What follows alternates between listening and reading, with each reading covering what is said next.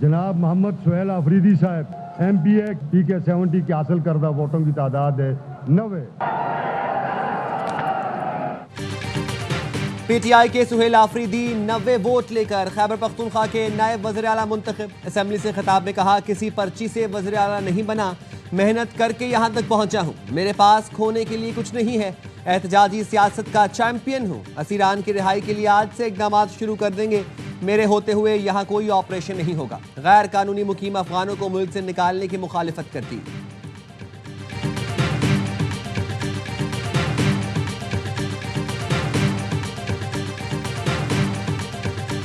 अली अमीन खान गंडापुर, उन्होंने अपना resignation governor Khyber Pakhtunkhwa को 8 तारीख को भी भेजा, 11 तारीख को भी भेजा और आज फ्लोर ऑफ द हाउस भी उन्होंने कह दिया। इससे पहले ये मुझे खत भी लिख चुके। जो अपोजिशन लीडर साहब ने तो उठाया, उस पे है स्पीकर की रूलिंग देता हूँ, वाजे करता हूँ कि आइन क्या कहते हैं। ये तरीक़ेकार जो हमने अडॉप्ट किया है ये बिल्कुल ऐन आइनी है और कानून के ऐन मुताबिक।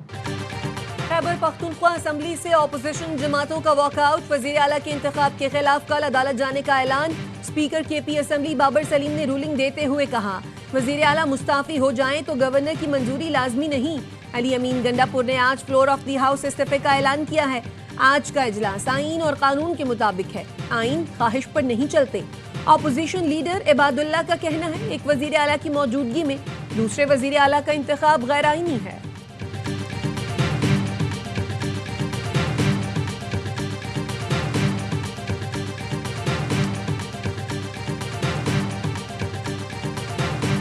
मैंने इमरान खान के हुक्म पर अपनी वज़ारत आला से इस्तीफा 8 तारीख को, उसी दिन जिस दिन इमरान खान ने हुक्म दिया, मैंने दे दिया था।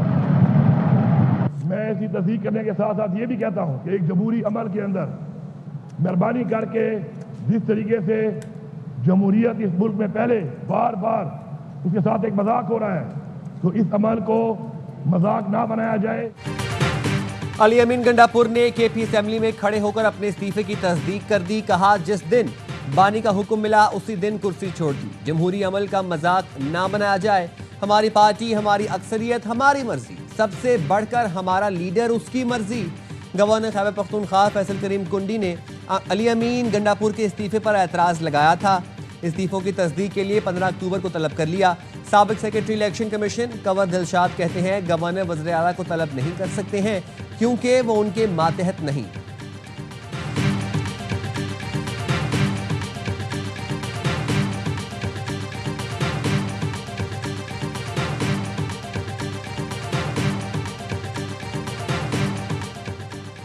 सुप्रीम कोर्ट में 26वीं आईनी तरमीम के खिलाफ दरखास्तों पर समाअत। वकील आबिद जुबैरी ने कहा, यह बहुत अहम केस है, इसलिए फुल कोर्ट जरूरी है।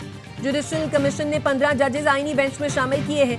सुप्रीम कोर्ट में 23 से 24 जजेस हैं, मगर आईनी बेंच में कम है। जस्टिस जमाल मंदुखेल ने कहा, क्या किसी जमात का हक होता है कि बेंच को हटाकर दूसरा बना दिया जाए? क्या हम पाबंद हैं कि बेंच तब्दील करें? आप क्यों चाहते हैं कि 26वीं तरमीम से काबिल जजेस पर मबनी फुल कोर्ट बने? चीफ जस्टिस का क्या होगा? क्या चीफ जस्टिस बेंच में नहीं बैठेंगे? चीफ जस्टिस 26वीं आईनी तरमीम के तहत बने हैं।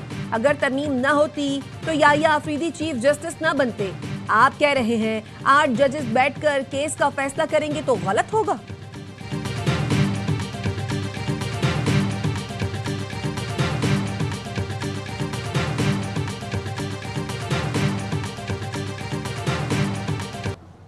मुआहदे के बाद इसराइल और हमास के दरमियान कैदियों का तबादला। हमास ने मजीद 13 यरगमाली रेड क्रॉस के हवाले कर दिए।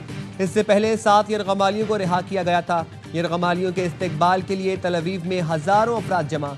इसराइली वज़ीर आज़म ऑफिस का कहना है, तमाम यरगमालियों की रिहाई के बाद फ़लस्तीनी कैदियों को छोड़ा जाएगा। रेड क्रॉस की बसें फ़लस्तीनी कैदियों को लेने के लिए ओफर जेल पहुँच गईं। 250 फ़लस्तीनी कैदियों को मगरबी किनारे पर छोड़ा जाएगा।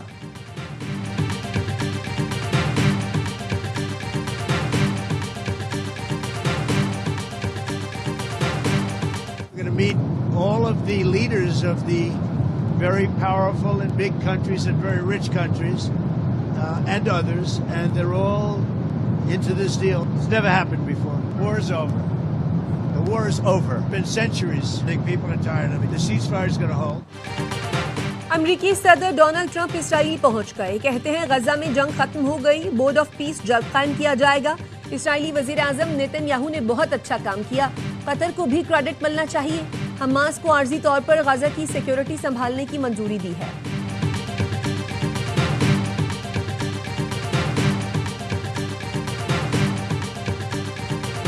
गाजा मुआहदे के पहले मरहले की दस्तखत की तकरीब आज होगी। वज़ीर-ए-आज़म शहबाज शरीफ तकरीब में शिरकत के लिए मिस्र पहुंच गए। शर्म अल शेख में बैनुल अक़वामी सरबराही इजलास की मुश्तरका सदारत मिस्री सदर अब्दुल फताह अल सीसी और अमरीकी सदर ट्रंप करेंगे। सऊदी अरब, कतर, तुर्की समेत 20 मुल्कों के सरबराहान शरीक होंगे। हमास और इसराइल दोनों का तकरीब में शिरकत से इनकार।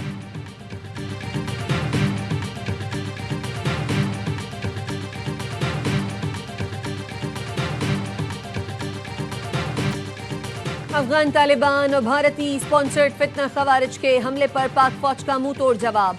200 से ज्यादा अफगान तालिबान और खारजी मारे गए। कई दहशतगर्द कैंप भी तबाह किए गए। पाक फौज ने 21 अफगान पोजीशंस पर कब्जा कर लिया। फायरिंग के तबादले में पाकिस्तान के 23 सपूत शहीद हुए।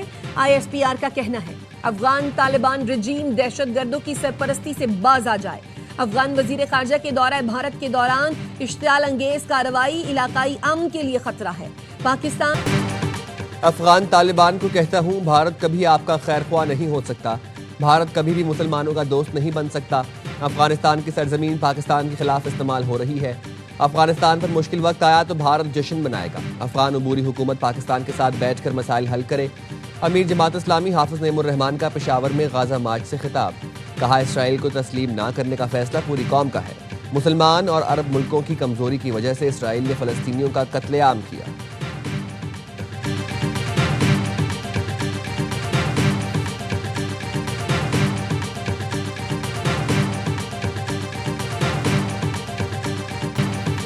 खैबर पख्तूनख्वा और बलूचिस्तान के अवाम पाक फौज के शाना बशाना सवात पाक फौज जिंदाबाद के नारों से गूंज उठा। अफगान खारजियों के खिलाफ हथियार उठाने का ऐलान। बुनेर के शहरी भी पाक फौज की हिमायत में सड़कों पर। लोअर दीर के इलाके तेमर गिरह में ताजरों ने रैली निकाली। अफगान तालिबान के हमलों की मजम्मत। पाक फौज से इजहार यकजहती। मालाकंज के इलाके बटखैला में ताजरों और शहरियों की रैली। चित्राल के शहरी भी फौज के शाना बशाना निकलने को तैयार। डेरा इस्माइल खान के शहरी भी फौज से इजहार यकजहती के लिए निकल आए। कोहाट, बन्नू, हंगू में भी रैलियाँ। मुख्तलिफ शोबों से ताल्लुक़ रखने वाले अफराद की शिरकत। अफगान दरअंदाजी के खिलाफ ज़िला खैबर के आफरीदी कबाइल और ज़िला इंतज़ामिया की रैली। औरकज़ई के कबायली अमायदीन का पाक फ़ौज के साथ शाना बशाना खड़े होने का ऐलान। बलूचिस्तान के गयूर कबाइल का भी पाक फ़ौज से इजहार यकजहती। चमन के अवाम ने भी फ़ौज के हक़ में रैली निकाली। अवाम अफगान फोर्सेस की जारहियत के खिलाफ हरनाई में सिविल सोसाइटी की रैली। चागी, बराबचा और दालबदीन के अवाम का बॉर्डर पर जाने के लिए इसरार।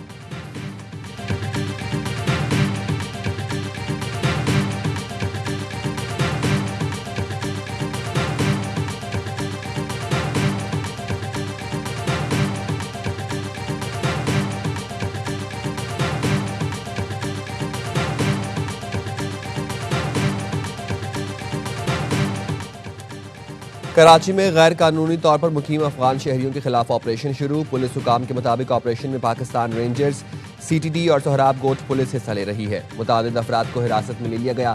तहकीकात का अमल जारी।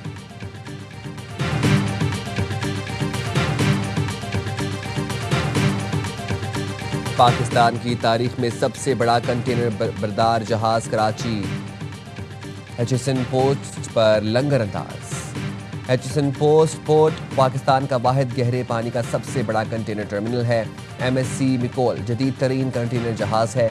जहाज की आमद आलमी शिपिंग लाइन्स के पाकिस्तान की बहरी सलाहियत पर बढ़ते एतमाद की अक्कास है।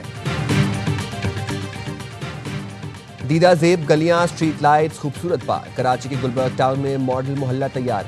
मुनम जफर कहते हैं, ये मोहल्ला पूरे कराची के लिए जमात इस्लामी का विजन है। हमारे 9 टाउन चेयरमैनों ने इख्तियार से बढ़कर काम किया। 42 स्कूलों और 170 से ज़ायद पार्कों को बहाल किया। जो काम KMC और मुर्तज़ा वहाब के थे वो भी हमने किए। कुछ लोगों ने शहर को करप्शन का बाजार बनाया। वसाइल पर काबिज है।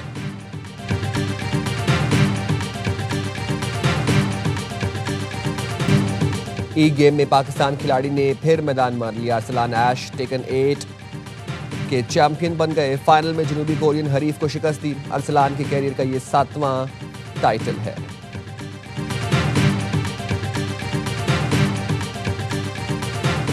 पाकिस्तान और जनूबी अफ्रीका के पहले टेस्ट का दूसरा रोज। पाकिस्तान 5 विकेट पर 313 रन से खेल बढ़ाएगा। मोहम्मद रिजवान 62 और सलमान आगा 52 रन के साथ क्रीज पर मौजूद। मैच के पहले रोज पाकिस्तान के 4 बल्लेबाजों ने निस्फ सेंचुरियां बनाई। इमामुल हक ने 93 और शान मसूद ने 76 रन की इनिंग्स खेली। सऊद 0, बाबर 23 और अब्दुल्ला शफीक 2 रन बनाकर आउट हुए। मतोस्वामी ने 2, रबाडा, सब्राइन और हार्मर ने 1-1 विकेट हासिल की।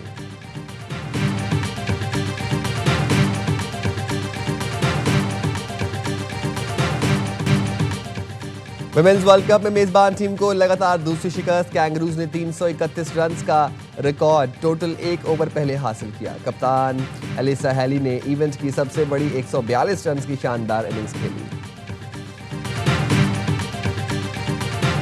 और हकीकी और डिजिटल दुनिया का टकराव, एआई मखलूक आते ही बॉक्स ऑफिस पर छा गई। हॉलीवुड की science fiction film Tron Aries release के 3 दिनों में $33.5 मिलियन कमाकर सबसे आगे रही।